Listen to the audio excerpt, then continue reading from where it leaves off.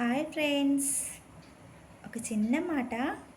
బ్రహ్మ రాసిన రాతని మార్చలేవు, చేతిలోని గీతన్ని చెరపలేవు.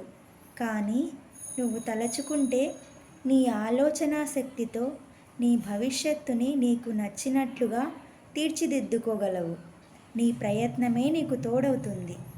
నీ ఓపిక, సహనమే నిన్ను గెలిపిస్తుంది. ఏమంటారు ఫ్రెండ్స్?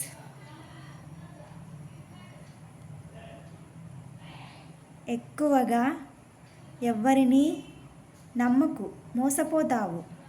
ఎవరి కోసము ఎక్కువగా ఆలోచించకు, వాళ్ళకే అలుసైపోతావు. ఎక్కువగా విలువ ఇవ్వకు, గౌరవాన్ని కోల్పోతావు. ఎవరిని ప్రశ్నించకు, శత్రువు అవుతావు. ముందుగా నా వాళ్ళు అని ఆలోచించడం తగ్గించు. ఎవరి నుంచి ఏం ఆశించకు, జీవితం చాలా బాగుంటుంది. నిన్ను నీవే నమ్ముకో. నీ ఓర్పు, సహనమే నీకు శ్రీరామ రక్ష. ఓకేనా ఫ్రెండ్స్?